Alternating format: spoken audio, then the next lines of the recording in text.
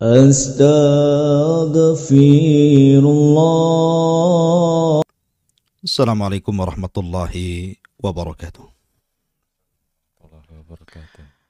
Alhamdulillah. Wassalatu wassalamu ala rasulillah wa ala alihi wa sahbihi wa mawalah wa la hawla wa la quwata illa billahi wa ba'du. Para pemirsa Kiswah TV di manapun Anda berada, alhamdulillah di hari Jumat ini Allah subhanahu wa ta'ala masih memberikan banyak nikmat kepada kita, terutama nikmat iman, nikmat Islam, dan tentunya nikmat di atas sunnah Nabi Sallallahu Alaihi Wasallam. Dan yang tak kalah pentingnya juga nikmat kita bisa bertalabul ilmi di pagi hari ini lewat media Kiswah TV. Salawat dan salam tak lupa kita hadiahkan kepada Rasul kita, qudwah kita, Nabi kita Muhammad sallallahu alaihi wasallam. Allahumma salli ala Muhammad wa ala alihi wa sahbihi wa man sara ala nahjihi ila yaumiddin. Pembahasan di pagi hari ini, karena bertepatan dengan hari Jumat, maka sudah pas sekali tema di pagi hari ini mengupas tentang satu kisah menarik dalam Al-Quran yang tercantum dalam suratul Kahfi, kisah Ashabul Kahfi. Ma'asyiral muslimin, para pemirsa dimanapun Anda berada, kita mulai kisah ini dari sebuah kota pada kerajaan Romawi kuno bernama Absus, di mana rajanya namanya Dakyanus. Kisah Ashabul Kahfi terjadi di dua periode kekuasaan. Kekuasaan yang pertama adalah kekuasaan yang para manusianya mereka menyembah berhala dan bintang-bintang serta matahari. Dan kekuasaan periode kedua, pemerintah yang bertauhid kepada Allah subhanahu wa ta'ala. Maka kisah Ashabul Kahfi terjadi di dua kurun kekuasaan. Ma'asyiral muslimin yang dimuliakan Allah subhanahu wa ta'ala, adapun waktunya, sebagian ahli tafsir mengatakan bahwa kisah Ashabul Kahfi ini terjadi setelah wafatnya Nabi Musa alaihi salatu wassalam dan sebelum lahirnya Isa bin Maryam, nabi terakhir dari nabi-nabi Bani Israel. Artinya Ashabul Kahfi ini masih menganut agama Yahudi dan berpegang kepada Taurat. Dari mana kita tahu bahwa sejarah ini terjadi setelah Nabi Musa alaihi salatu wassalam dan setelah Isa bin Maryam dan sebelum Isa bin Maryam? Di zaman Nabi sallallahu alaihi wasallam, orang-orang musyrik mereka berusaha untuk menjegal dakwah Nabi sallallahu alaihi wasallam dengan berbagai macam upaya, dengan berbagai macam siasat. Salah satunya adalah pembesar-pembesar musyrik ini datang dari Mekah ke kota Yathrib. Karena tahu bahwa di Yathrib itu banyak orang-orang Yahudi. Ada Yahudi Bani Qunaiqah, ada Yahudi Bani Quraidah, ada Yahudi Bani Nadir. Dan mereka tahu bahwa agama Yahudi adalah agama yang diturunkan padanya kitab. Sehingga mereka orang-orang musyrik ingin bertanya soal kenabian dan kerasulan Muhammad sallallahu alaihi wasallam. Datanglah mereka ke Yathrib, yang belakangan disebut Madinah. Kemudian mereka mengatakan, bagaimana pendapat kalian tentang seseorang yang muncul di negeri kami Mekah dan mengaku menjadi nabi dan rasul? Maka orang-orang Yahudi mengatakan, kalau memang dia seorang nabi dan rasul, maka berikan pertanyaan kepada dia. Kalau dia sanggup menjawab, berarti dia memang seorang nabi. Kalau dia tidak sanggup menjawab, maka dustakan kenabiannya. Akhirnya kemudian orang-orang musyrik pun mendapatkan soalan-soalan. Tentunya soalan-soalan ini untuk menjebak Nabi Shallallahu Alaihi Wasallam. Kalau memang dia bukan seorang nabi dan rasul.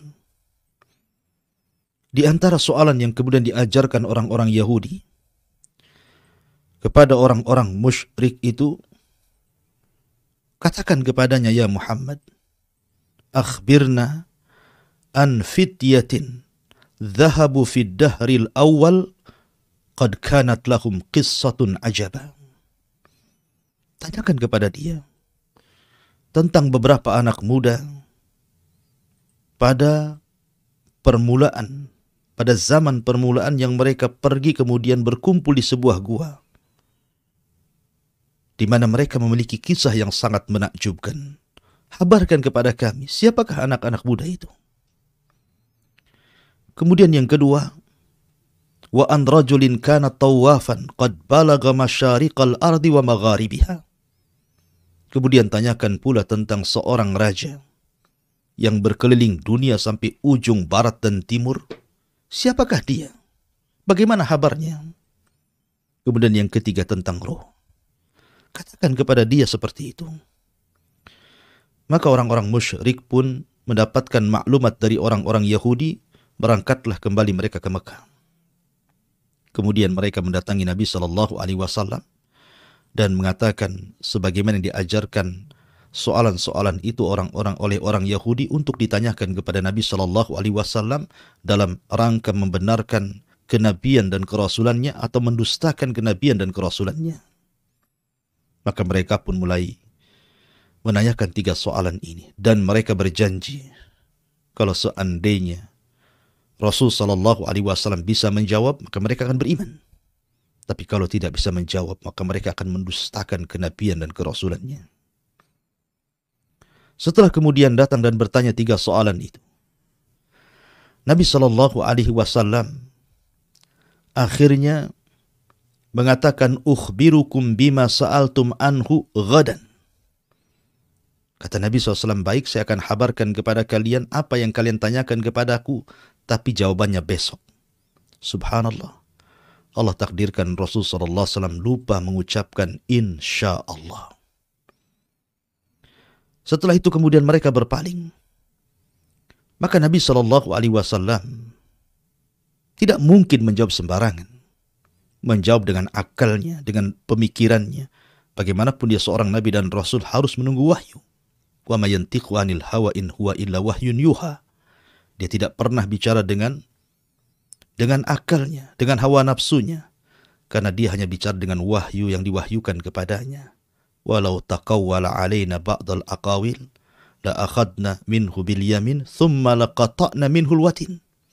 Kalau engkau wahai Muhammad berbicara sekehendakmu, berdusta atas nama Allah Subhanahu wa taala, kami akan tarik tangan kananmu, kami akan potong urat nadimu. Itulah ancaman Allah kepada Nabi sallallahu alaihi wasallam. Maka Nabi SAW tetap menunggu Jibril sebagai jawabannya. Allah takdirkan 1 hari Jibril tidak datang. 2 hari, 3 hari, sampai berlanjut kepada 15 hari. Jibril tidak kunjung turun untuk memberikan jawabannya sebagai wahyu. Maka penduduk Mekah pun heboh. Mereka mengata-ngatakan dengan sesuatu yang tidak layak dikatakan kepada Nabi Sallallahu Alaihi Wasallam. Sampai-sampai mereka mengatakan, wa'adana Muhammadun ghadan wal yawma 15 lailatan. Katanya Muhammad menjanjikan besok jawabannya, sekarang sudah sampai 15 hari, 15 malam. Qad asbahna minha la yukhbiruna bi syai'in mimma sa'alnahu anhu. Tapi tidak ada kunjung jawaban dari beliau. Jangan-jangan dia adalah seorang nabi palsu ataupun seorang rasul palsu. Mendengar desas-desus orang-orang mengatakan sesuatu yang tidak layak dikatakan kepada seorang nabinya, ahzana Rasul sallallahu alaihi wasallam. Mereka membuat sedih Nabi sallallahu alaihi wasallam. Dan sesaklah dada Nabi sallallahu alaihi wasallam karena tidak kunjung ada jawabannya. Sampai pada waktunya ketika Nabi SAW sudah mulai sedih, sesak dadanya, apa yang dibicarakan oleh penduduk Mekah. Dari sinilah kemudian Jibril turun, kemudian menurunkan surah Al-Kahfi yang menceritakan tentang Ashabul Kahfi. Bahwa yang dimaksud anak-anak muda pada zaman yang awal-awal dulu yang kemudian bersembunyi di gua karena kezaliman rajanya, maka mereka adalah Ashabul Kahfi. Kemudian diceritakan secara global dalam suratul Kahfi, dan ini pula yang menjadikan sebab nuzulnya surah Al-Kahfi. Dari sini kita tahu, ketika orang-orang musyrik datang kepada orang Yahudi, berarti zaman peristiwa Ashabul Kahfi itu di zaman agama Yahudi setelah wafatnya Musa, sebelum Isa. Sebab kalau seandainya peristiwa ini terjadi setelah wafatnya Isa bin Maryam, tentu orang-orang Yahudi tidak punya maklumat tentang Ashabul Kahfi. Mereka tidak punya pengetahuan. Ketika mereka memiliki pengetahuan soal itu, maka para ulama beristimbat bahwa kejadiannya setelah Isa bin Maryam, setelah Musa alaihi salatu wassalam, dan sebelum Isa bin Maryam. Ma'asyiral muslimin yang dimuliakan Allah Subhanahu wa taala, maka Allah Subhanahu wa taala katakan, "Fala'allaka bakhi'un nafsaka 'ala atharihim illam yu'minu bihadzal hadithi asafa." Maka barangkali engkau wahai Muhammad akan mencelakakan dirimu karena bersedih hati setelah mereka berpaling, sekiranya mereka tidak beriman kepada keterangan ini, maksudnya Al-Quran. Jadi ketika lama Jibril turun, tidak memberikan jawaban, tidak kunjung datang untuk memberikan jawaban, Nabi pun sesak, Nabi khawatir. Kalau seandainya mereka orang-orang musyrik itu semakin jauh dari Al-Quran, mendustakan Al-Quran, mendustakan kenabian dan kerasulannya. Tetapi Allah Subhanahu wa ta'ala akhirnya mengutus Jibril untuk memberikan jawabannya. Tetapi walaupun demikian, janji orang-orang musyrik itu tidak terbukti karena mereka juga tidak kunjung beriman kepada Allah dan Rasulnya. Ma'asyiral muslimin yang dimuliakan Allah Subhanahu wa ta'ala. Allah Subhanahu wa ta'ala berfirman, "Am hasibta anna ashabal kahfi warraqim kanu min ayatina ajaba."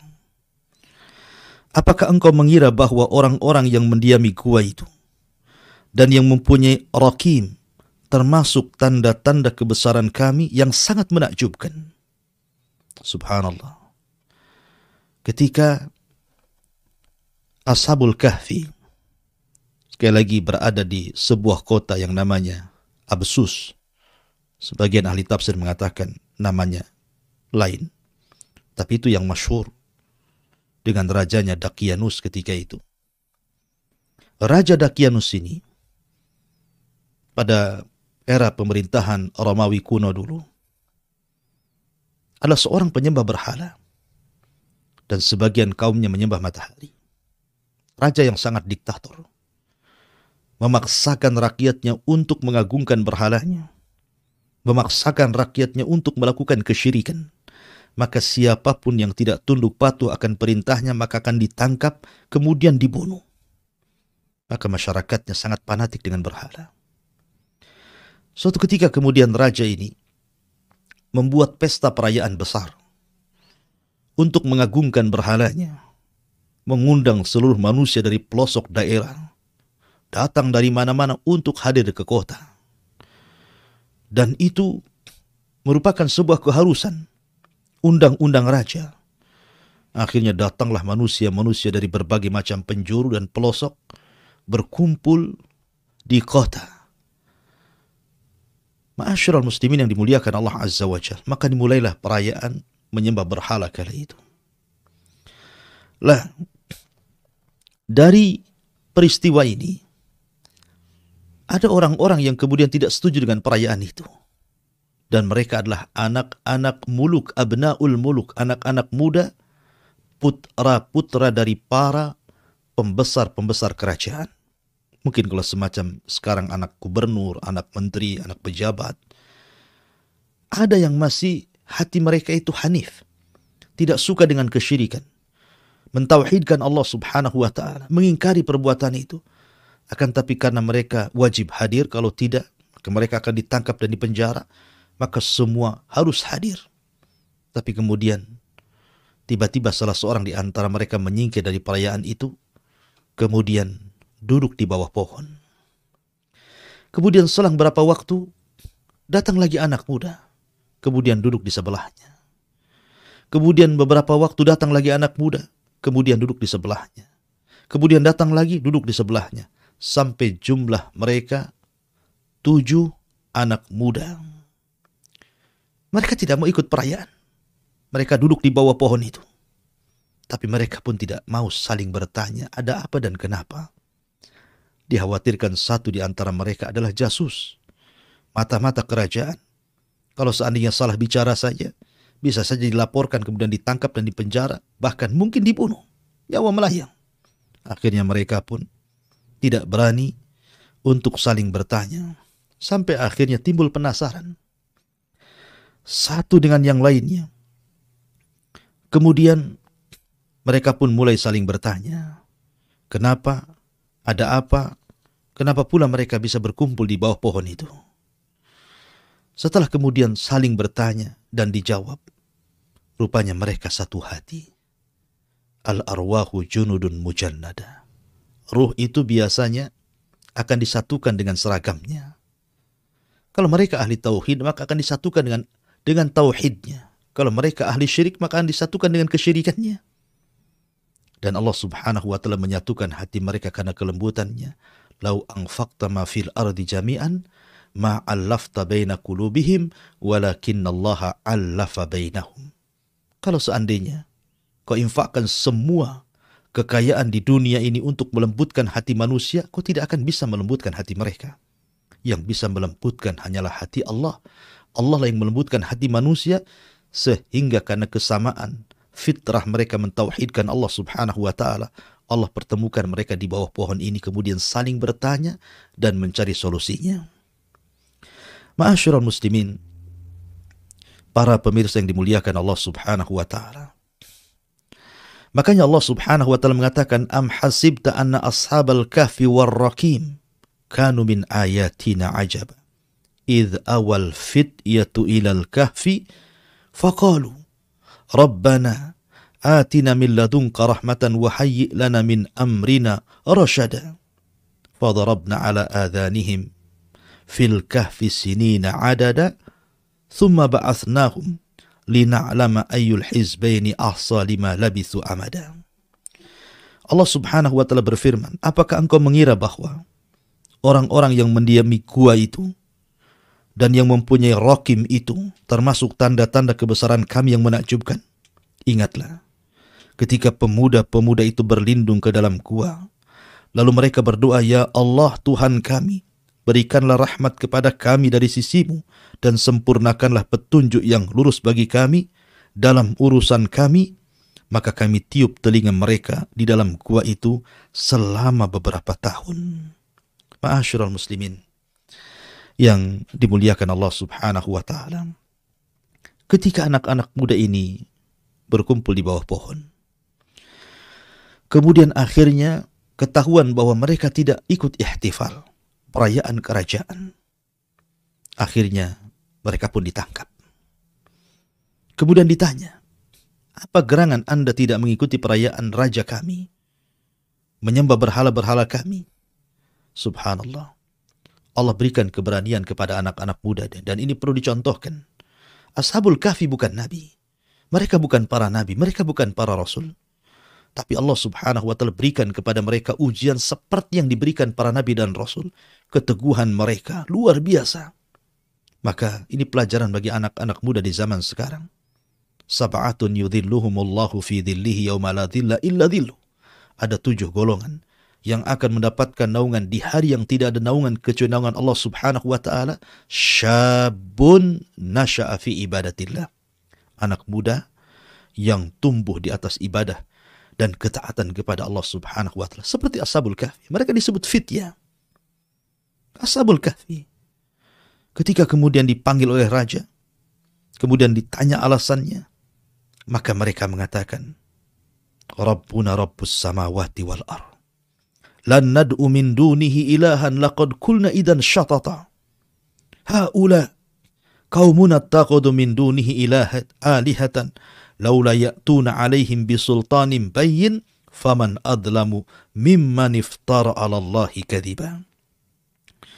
Dan kami teguhkan hati mereka ketika mereka berdiri di hadapan sang penguasa zalim, sang penguasa musyrik, kemudian mereka melakukan pembelaan. Apa yang mereka katakan? Tuhan kami adalah Tuhan langit dan bumi. Bukan berhala-berhala itu. Bukan bintang bulan. Tuhan kami adalah Tuhan langit dan bumi. Kami tidak menyeru Tuhan selain Dia. Sungguh, kalaulah kami berbuat demikian, tentu kami telah mengucapkan perkataan yang sangat jauh dari kebenaran. Mereka itu kaum yang kami telah jadikan Tuhan-Tuhan untuk disembah selain Dia. Mengapa mereka tidak mengemukakan alasan yang jelas tentang kepercayaan mereka?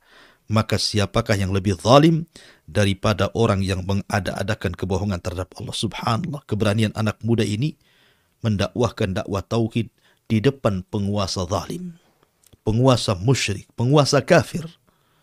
Subhanallah, afdalul jihad kalimatul haq inda sultanil jair.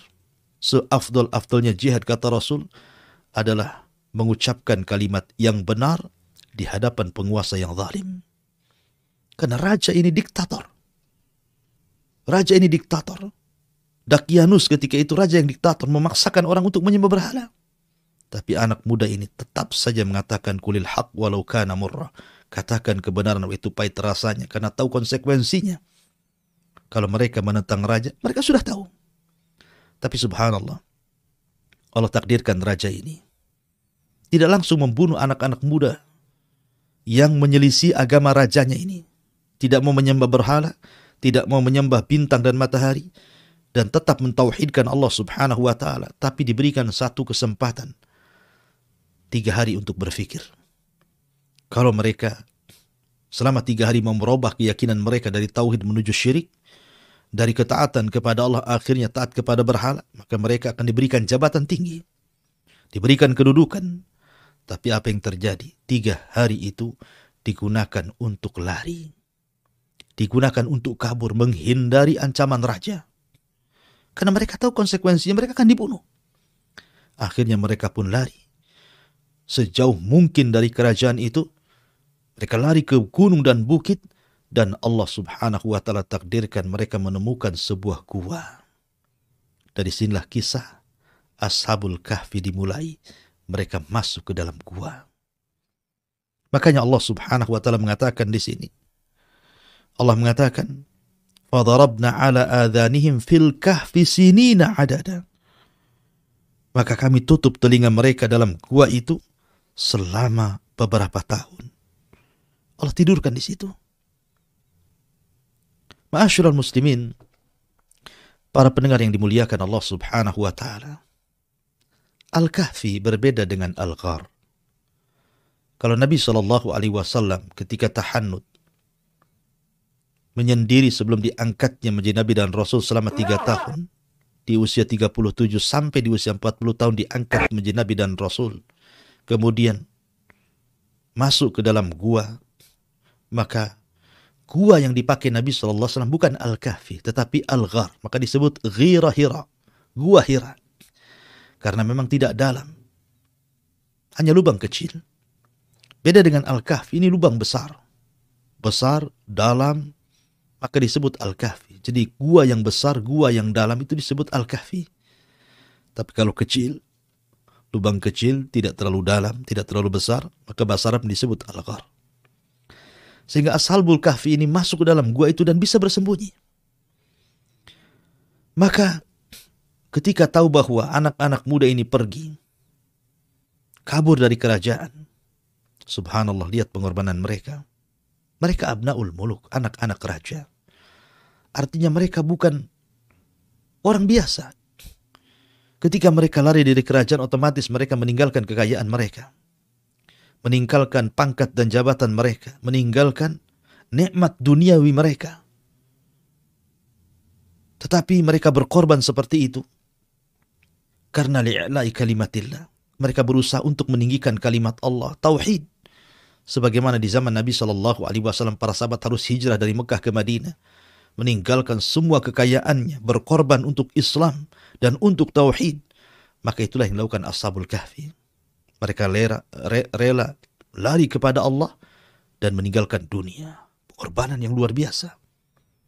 Ketika tahu raja bahwa anak-anak muda ini kemudian lari, maka raja pun memerintahkan para prajuritnya untuk mencari dan disuruh untuk menangkap, dipenjarakan, bahkan mungkin dibunuh.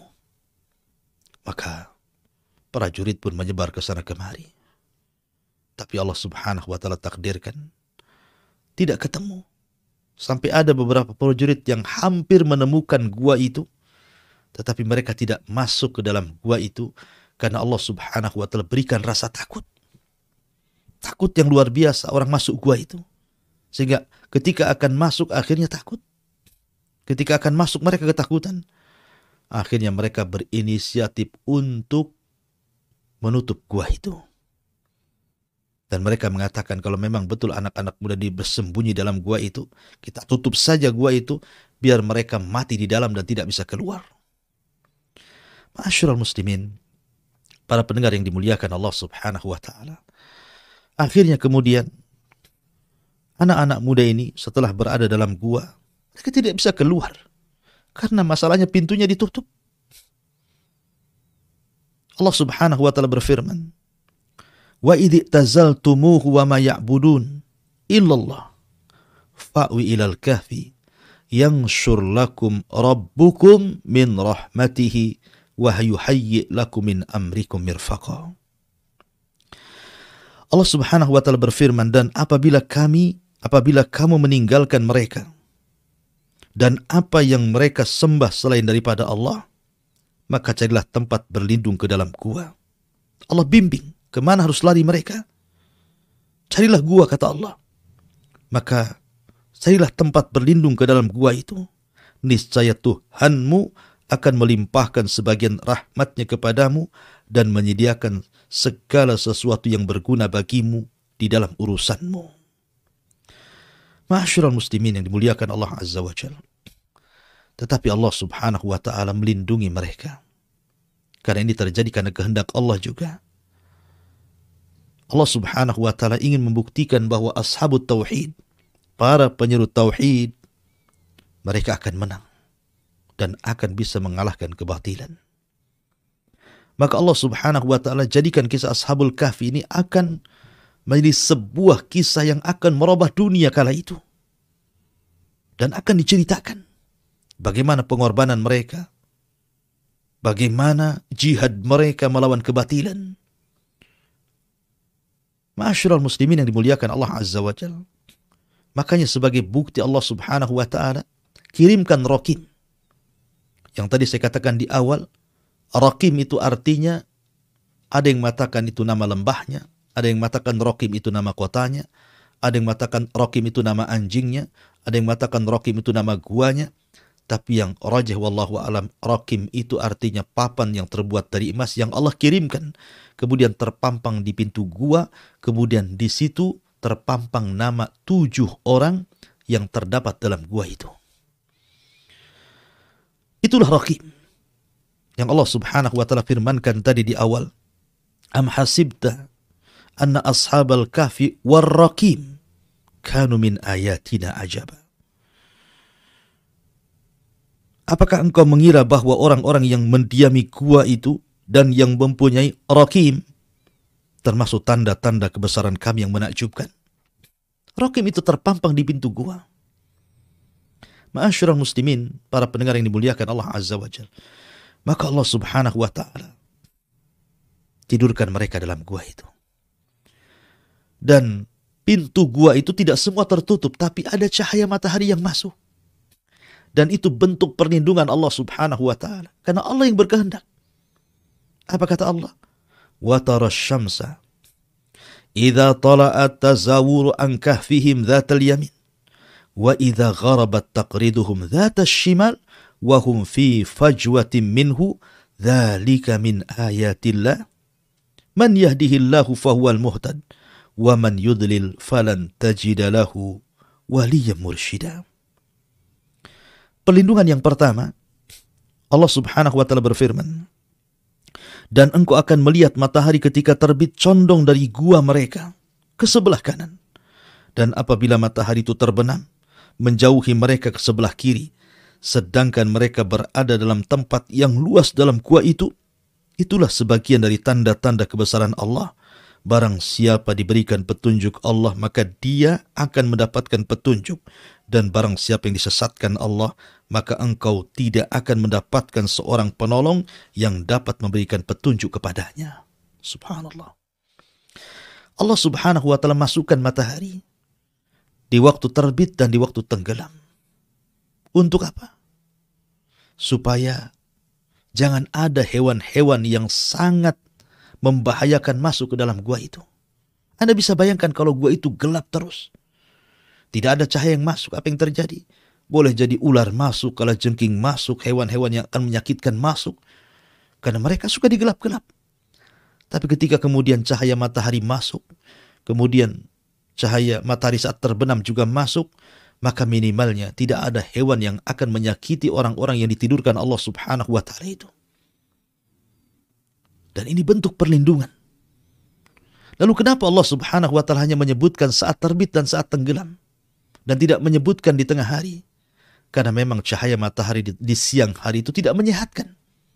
Makanya hanya disebutkan cahaya di pagi hari untuk menyehatkan badan-badan mereka yang sedang tidur, dan cahaya di sore hari untuk menyehatkan badan mereka. Makanya olahraga itu biasanya pagi dan sore. Siang itu tidak baik. Ya.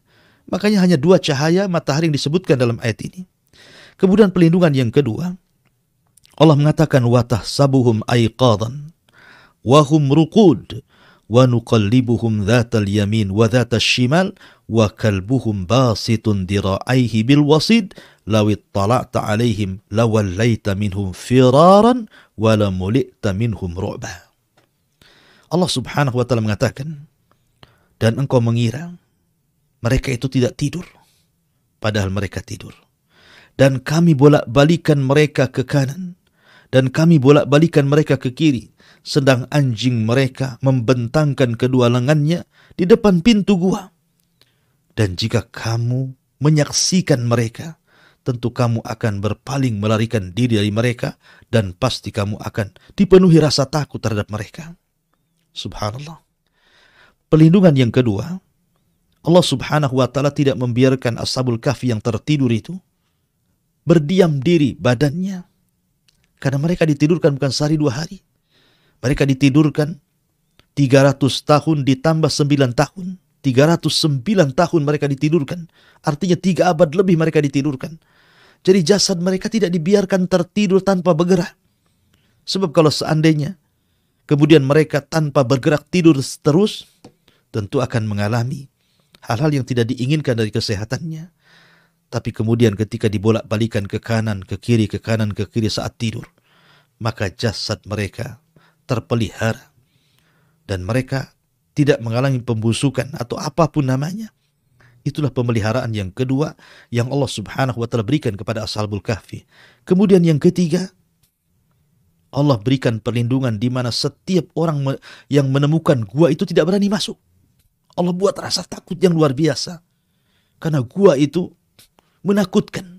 Allah yang membuat gua itu menakutkan bagi manusia sehingga tidak mau masuk. Makanya para tentara raja terpaksa menutup gua itu, dan mereka mengatakan kalau seandainya mereka ada dalam gua itu, mereka tidak bisa keluar, nanti akan mati sendiri.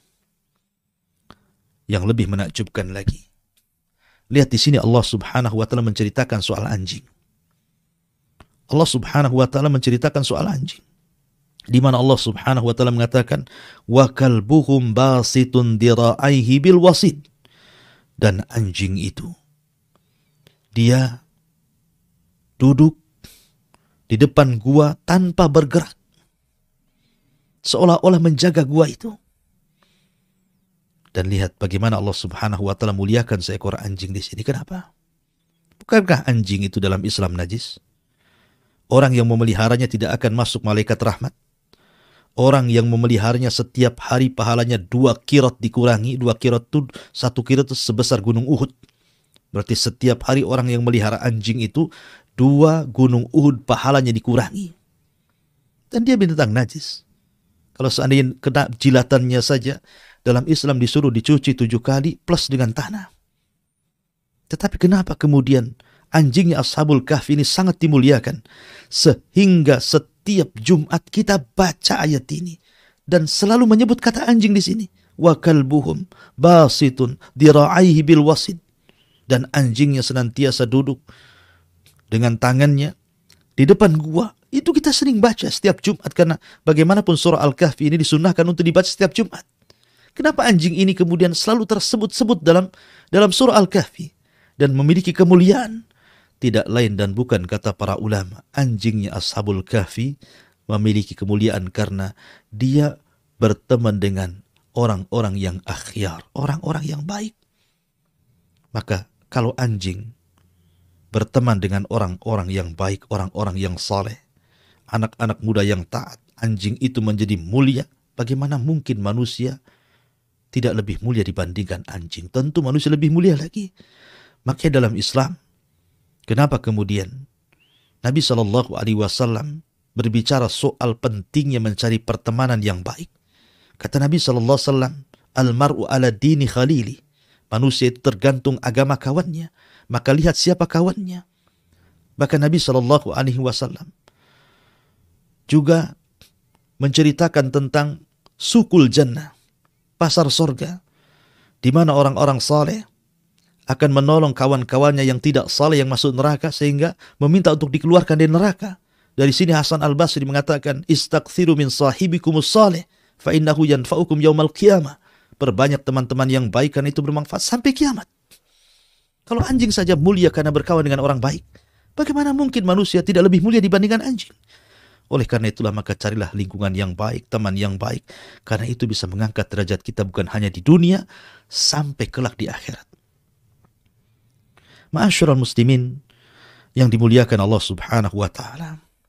Kemudian Allah Subhanahu wa taala berfirman, "Wa kadzalika ba'athnahum liyatasaaluna bainahum qala qailun minkum kam labistum qalu labisna yawman aw ba'da yawm qalu rabbukum a'lamu bima labistum fab'atsu ahadakum biwariqikum hadhihi ilal madinati falyanzuru ayyuha azka ta'aman falyatikum birizqim minhu wal yatalattaf wala yush'iranna bikum ahada." Allah Subhanahu wa taala berfirman, dan demikianlah kami bangunkan mereka agar di antara mereka saling bertanya. Salah seorang di antara mereka berkata, "Sudah berapa lama kamu berada di sini?" Mereka menjawab, "Kami berada di sini sehari atau mungkin setengah hari." Berkata yang lainnya, "Tuhanmu lebih mengetahui berapa lama kamu tinggal di sini. Maka suruhlah salah seorang di antara kamu pergi ke kota dengan membawa uang perakmu, dan hendaklah dia lihat manakah makanan yang lebih baik, dan bawalah sebagian makanan itu untukmu, dan hendaklah dia berlaku lemah lembut, dan jangan sekali-kali menceritakan halmu kepada siapapun di luar sana." Ma'asyiral muslimin yang dimuliakan Allah Azza wa Jalla. Setelah kemudian Ashabul Kahfi ini ditidurkan sekian lama, dan Al-Quran menyebutnya 309 tahun. 3 abad lebih mereka ditidurkan. Tiba-tiba kemudian Allah Subhanahu wa ta'ala takdirkan ada seorang penggembala kambing. Penggembala kambing ini melihat cuaca yang kurang baik di luar gua itu. Dia takut dengan kambing-kambingnya. Kemudian tiba-tiba melihat ada gua yang tertutup. Maka dia berusaha kemudian membuka pintu gua itu untuk menyelamatkan kambing-kambingnya, dengan membuang satu persatu batu yang kemudian menutupi gua itu. Akhirnya setelah kemudian dia berhasil membuka pintu gua itu, maka dia masukkan kambing-kambingnya di situ. Lah suara-suara kambing itu masuk ke dalam gua. Akhirnya Allah Subhanahu wa ta'ala kembalikan ruh ke dalam jasadnya. ke dalam jasad Ashabul Kahfi dan semua mereka terbangun. Dari sini kemudian mereka bertanya-tanya kepada yang lainnya, sudah berapa lama kita tidur di sini? Karena ketika mereka tidur itu setelah zuhur, kemudian setelah 3 abad lebih, kemudian mereka dibangunkan setelah asar. Sehingga kemudian mereka mengira mereka tidur dari zuhur ke asar. Makanya mereka mengatakan, ketika bertanya-tanya, wa kadzalika ba'atsnahum liyatasaaluna bainahum qala qailun minhum kam labistum, berapa lama kalian tidur? Mereka mengatakan, labisna yauman aw ba'da yaum. Oh, boleh jadi kami tidur itu 1 hari atau mungkin setengah hari. Ya. Yang lain mengatakan, oh mungkin lebih. Yang lain mengatakan Allah yang tahu. Akhirnya kemudian mereka menyarankan, bagaimana kalau seandainya salah seorang di antara kita keluar membeli makan, kita sudah lapar ini. Ya. Rupanya kemudian ketika salah seorang mereka diutus untuk keluar, berjumpalah dengan seorang penggembala kambing ini. Kemudian diantar ke kota. Tiba-tiba kemudian ketika hendak membeli makan, yang menjual makanan itu tidak kenal mata uang yang dibawa itu. Mata uangnya tidak kenal. Ini mata uang kapan? Karena masalahnya sudah 300 tahun, artinya sudah 3 abad lebih. Tentu sudah berbeda mata uang masalahnya. Bingung. Tapi kemudian akhirnya punya kecurigaan. Dibawalah anak muda ini kepada sang raja, yang ketika itu kebetulan rajanya sudah berubah. Kerajaannya sudah berubah. Agamanya sudah berubah. Yang tadinya mereka menyekutukan Allah dengan menyembah berhala dan matahari, sekarang rajanya betul-betul menyembah Allah, mentauhidkan Allah, taat kepada Allah. Kemudian ketika mendapatkan cerita dari utusan Ashabul Kahfi ini, raja pun senang. Raja pun senang. Dan kaumnya ketika itu ada yang tidak percaya dengan hari kebangkitan. Maka ingin membuktikan kalau di dunia saja, lihat Ashabul Kahfi bisa ditidurkan 3 abad lebih kemudian dibangunkan. Maka lebih mudah lagi Allah subhanahu wa ta'ala membangkitkan manusia di hari nanti ketika manusia setelah diwafatkan. Ada kehidupan setelah kematian. Maka raja pun kemudian mengantar anak muda itu untuk menjemput kawan-kawan yang ada di gua. Akhirnya kemudian ketika mereka sudah berjumpa, saling cerita dengan raja, maka raja pun sangat memuliakan. Sangat memuliakan karena tahu anak-anak muda ini bukan anak-anak muda biasa. Dan bukan hidup di zaman mereka. Mereka sudah hidup di zaman dulu. Tapi Allah subhanahu wa ta'ala kuasakan mereka tidak menua. Sama sekali tidak menua. Sebagaimana ketika mereka tertidur, maka ketika mereka bangun, seperti itulah jasad mereka. Tidak dituakan Allah subhanahu wa ta'ala. Dan ini mukjizat, ini keanehan, karamah bagi para wali. Ma'asyiral muslimin yang dimuliakan Allah subhanahu wa ta'ala. Maka setelah kemudian mereka pun dimuliakan oleh raja, maka Allah subhanahu wa ta'ala menyebutkan kisahnya kembali. Sayaquluna thalathatun rabi'uhum kalbuhum wa yaquluna khamsatun sadisuhum kalbuhum rajman bil ghaibi wa yaqulun sab'atun wa thaminuhum kalbuhum qur rabbi a'lamu bi'iddatihim ma ya'lamuhum illa qalil fala tumari fihim illa mira'an zahiran wa la tastafti fihim minhum ahada. Nanti ada orang yang akan mengatakan jumlah mereka 3 orang dan yang keempatnya adalah seekor anjing. Atau yang lain mengatakan jumlah mereka 5 orang dan yang keenamnya adalah seorang anjing. Dan mereka hanya berkata, menerka-nerka soal yang gaib. Dan yang lain juga mengatakan bahwa jumlah mereka 7 dan yang kedelapannya adalah anjingnya. Katakan Muhammad, Tuhanku lebih mengetahui jumlah mereka. Tidak ada yang mengetahui bilangan mereka kecuali sedikit. Karena itu janganlah engkau hai Muhammad berbantah tentang hal mereka kecuali perbantahan lahir saja, dan janganlah engkau menyatakan tentang mereka pemuda-pemuda itu kepada siapapun. Artinya memang jumlah mereka itu diperselisihkan. Tapi yang 2 dikatakan rajman bil ghaib. Maksudnya 4 ataupun 5. Tapi pendapat yang kuat wallahu a'lam bahwa jumlah mereka adalah 7 orang dan yang ke-8-nya adalah seekor anjing. Inilah kisah Ashabul Kahfi yang dicantumkan di dalam suratul Kahfi. Ma'asyiral muslimin, para pendengar yang dimuliakan Allah Subhanahu wa taala. Maka banyak pelajaran yang bisa kita petik dari kisah Ashabul Kahfi ini. Bagaimana tidak? Pelajaran yang menarik bagi anak-anak muda. Ashabul Kahfi mereka anak-anak muda. Oleh karena itu saya nasihati dari media Kiswah ini kepada anak-anak muda dimanapun kalian berada. Jadikan waktu kalian adalah waktu yang bermanfaat. Waktu pengorbanan untuk Islam dan kaum muslimin. Waktu untuk mendakwahkan tauhid dan pengesaan kepada Allah Subhanahu wa taala. Karena bagaimanapun masa muda akan ditanya Allah Subhanahu wa taala, wa an syababihi fima abla, dan waktu mudamu kemana kau habiskan. Ashabul Kahfi adalah bagian daripada kisah yang tercantum dalam suratul Kahfi. Dan suratul Kahfi sendiri sangat dianjurkan dibaca pada setiap hari Jumat. Kenapa? Karena salah satu menghindarkan kita dari fitnah yang sangat besar. Khurujud Dajjal, keluarnya Dajjal. Salah satu menghadapinya adalah dengan cara membaca suratul Kahfi setiap hari Jumat. Pertanyaannya, kenapa tidak surah yang lain saja? Kenapa tidak surat Yusuf? Kenapa tidak surah Al-Ma'idah? Kenapa tidak surah Al-Baqarah?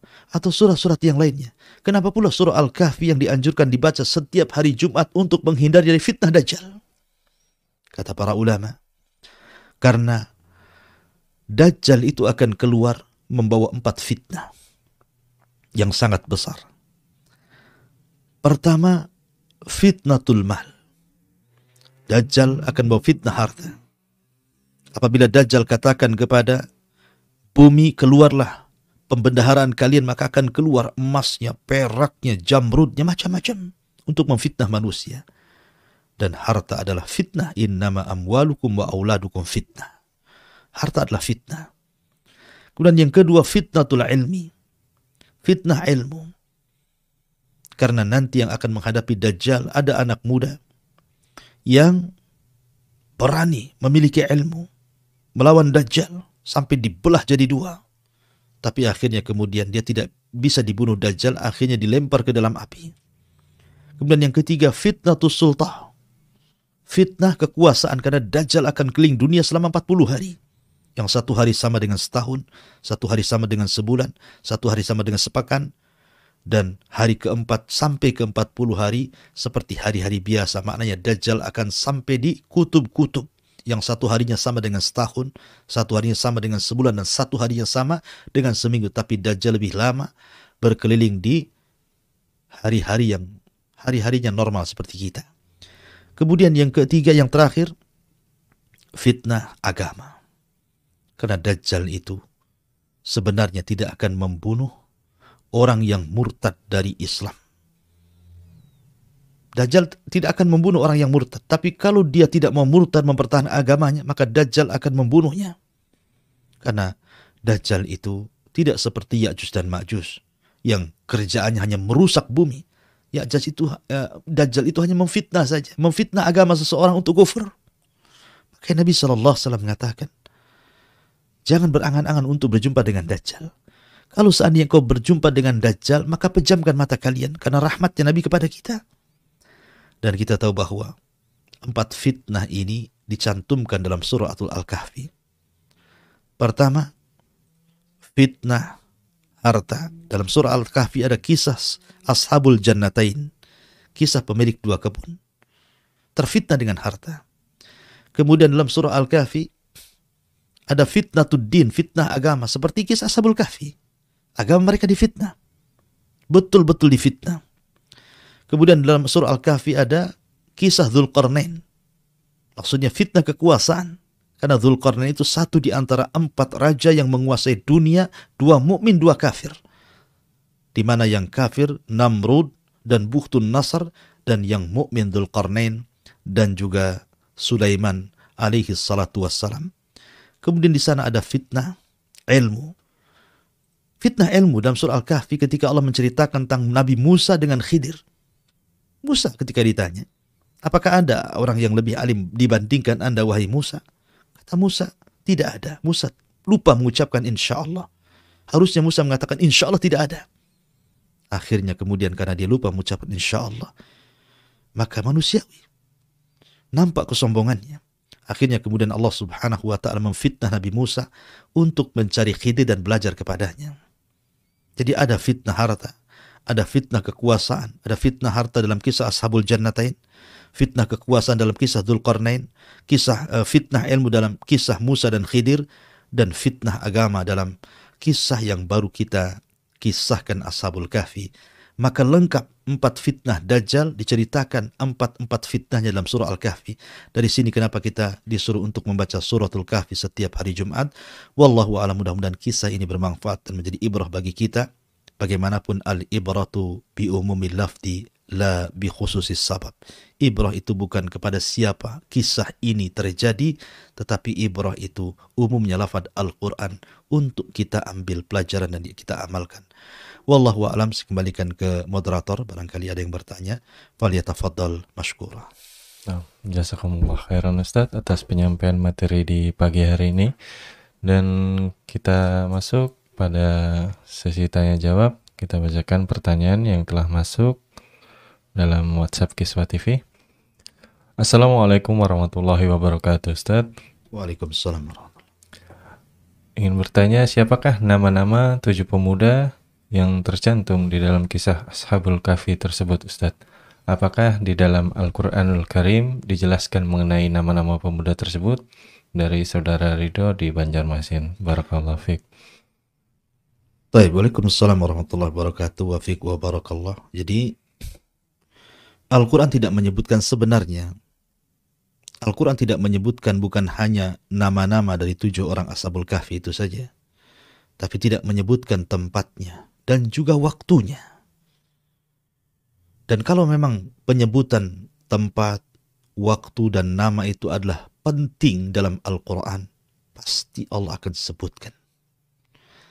Tapi karena tidak penting menyebutkan nama, menyebutkan waktu, menyebutkan tempat, karena bagaimanapun ibrah dalam Al-Quran, saya katakan dari awal, kaidah usul tafsir, al-ibratu bi umumil lafdi la bi khususis sabab.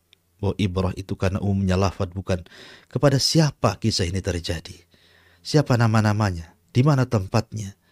Tetapi bagaimanapun ahlu tafsir, ada yang berusaha mencari, seperti tadi contohnya, bahwa ahli tafsir berusaha untuk mencari ya waktunya. Contohnya tadi waktunya setelah Nabi Isa bin Maryam, Nabi Musa alaihi salatu wasallam, dan sebelum Isa bin Maryam, karena melihat maklumat orang-orang Yahudi yang ada di Madinah kala itu. Dan Yahudi itu adalah agama di zaman Nabi Musa. Karena di zaman Nabi Isa sudah jadi Nasrani. Ya. Kemudian juga berusaha untuk mencari nama tempatnya. Walaupun kemudian diperselisihkan, tentunya tidak Ubsus, Madinah, kota yang ada di zaman Romawi kuno itu namanya Ubsus atau Absus. Ada juga yang mengatakan namanya lain. Ini hanya ahli tafsir berusaha untuk mencari sebenarnya nama tempatnya apa, Madinahnya tadi apa. Ada yang mengatakan Rokim itulah namanya. Rokim itu nama tempatnya, ada yang mengatakan nama lembahnya, ada yang mengatakan nama guanya, ada yang mengatakan nama anjingnya, macam-macam. Termasuk juga rajanya. Ada yang mengatakan itu di zaman Dakyanus. Ya, Dakyanus itu rajanya di zaman itu, yang musyrik, yang memerintahkan masyarakatnya untuk menyembah berhala dan menyembah matahari. Adapun nama-nama Ashabul Kahfi, wallahu a'lam, saya belum mendapatkan maklumatnya. Mungkin Anda bisa baca dalam kitab-kitab yang lain seperti Bidayah An-Nihayah karya Ibnu Katsir rahimahullah taala, atau kitab-kitab tarikh yang lainnya. Wallahu a'lam. Nah, jazakallah khairan Ustaz atas penjelasannya, semoga bermanfaat bagi penanya. Dan kita lanjutkan pertanyaan selanjutnya. Assalamualaikum warahmatullahi wabarakatuh. Waalaikumsalam. Dalam surat Al-Kahfi yang Ustaz baca tadi, menerangkan Allah berfirman, ingatlah ketika pemuda-pemuda itu berlindung ke dalam gua, lalu mereka berdoa, ya Tuhan kami, berikanlah rahmat kepada kami dari sisimu dan sempurnakanlah petunjuk yang lurus bagi kami dalam urusan kami. maka kami tutup telinga mereka dalam gua itu selama beberapa tahun. Apakah makna ayat tersebut bahwa Allah Subhanahu wa taala menidurkan pemuda-pemuda tersebut, Ustaz? Dari Firdaus di Tangerang. Ya, alhamdulillah. Sekali lagi bahwa makna ayat ini, Allah Subhanahu wa taala mengetahui kelemahan anak-anak muda ini. Tidak mungkin 7 orang melawan satu kerajaan. 7 orang melawan satu kerajaan, mana menang? Apalagi raja ini diktator. Raja yang sangat kuat dengan prajuritnya. Sementara anak-anak Abnaul Muluk ini tidak punya pengikut. Hanya mereka bertujuh saja. Makanya kenapa Allah Subhanahu wa ta'ala mengirim tentaranya berupa rasa kantuk dan tidur. Itu tentara Allah Subhanahu wa ta'ala. Akhirnya mereka ditidurkan tanpa ada perlawanan, tanpa harus mengangkat senjata, tanpa harus menyerang. Allah menangkan. Hanya tidur saja. Ya, jadi cara melawan musuh itu hanya dengan tidur, mereka kalah.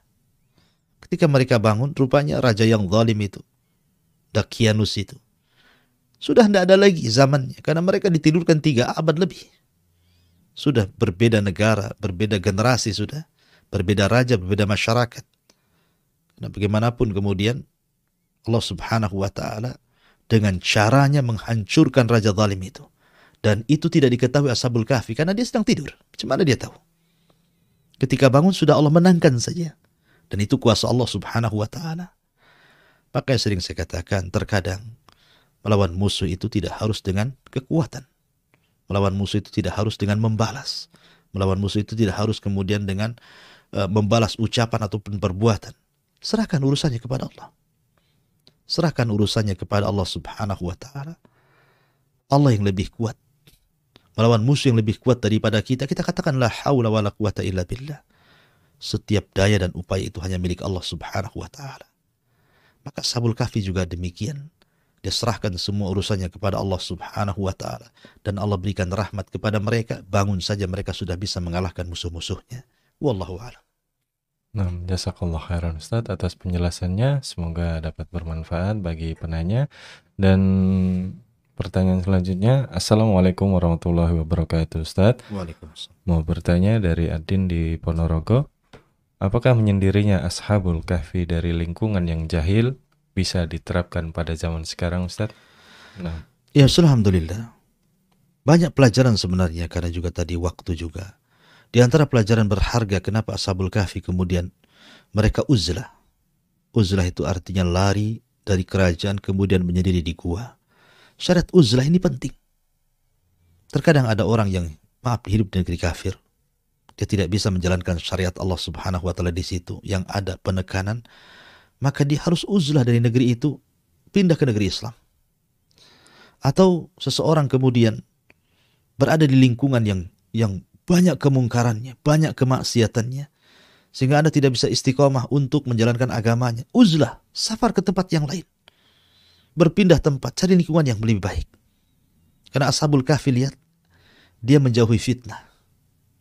Dia tidak mau mendekat-dekat fitnah. Dia berusaha menjauh dari fitnah. Dan Nabi SAW bersabda, As-sa'idu liman junnibal fitan. Orang yang bahagia itu orang yang dijauhkan fitnah dari dia. Dan tidak mungkin fitnah itu akan dijauhi kecuali kita menjauh. Kita menjauh dari fitnah. Jangan seperti orang-orang sekarang yang sengaja melemparkan dirinya kepada fitnah. Dia tahu dia lemah dengan harta. Dia tahu kalau dia memiliki harta, dia akan kufur. Dia akan menjauh daripada syariat Allah. Dia akan menjadi ketaatan kepada Allah. Malah dia kemudian bermain pula di situ. Ada orang lemah dengan wanita.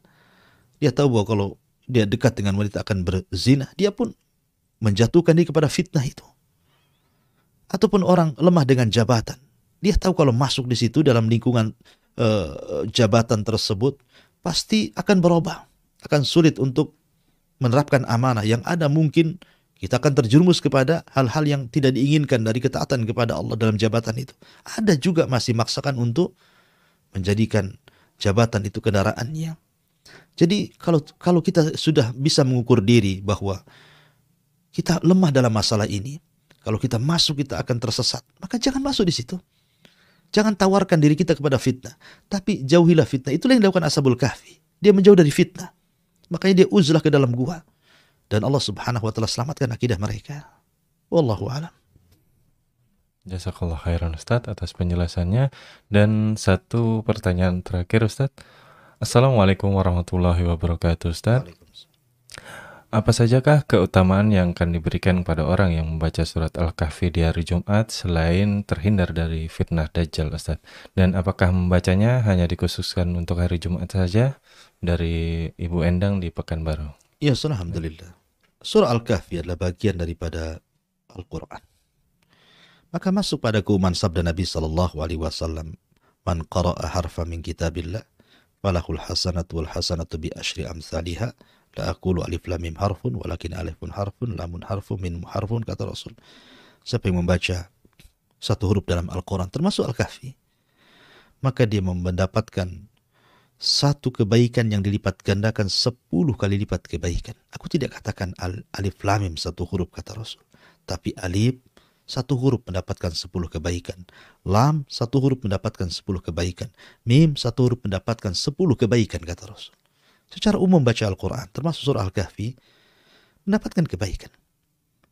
Dan Nabi SAW mengatakan, "Al-mahiru bil Quran ma'as safaratil kiramil barara." Orang yang mahir membaca Quran akan bersama para malaikat. Bahkan orang yang tidak mahir saja, walladhi yata'ta', orang yang susah karena baru belajar Quran, baru belajar Iqra bahasa kitanya, tertatih-tatih dia baca, tetap saja lahu ajran, dia dapat 2 pahala. Pahala baca Quran, yang kedua pahala sungguh-sungguhnya dalam baca Quran. Bahkan Nabi SAW mengatakan, "Iqra'ul Quran, fa innahu syafi'un li ashabihi yaumal qiyamah." Bacalah Quran, karena Quran akan menjadi syafaat bagi pemiliknya di hari kiamat. Dan segudang lagi keistimewaan orang baca Quran, termasuk surah Al-Kahfi.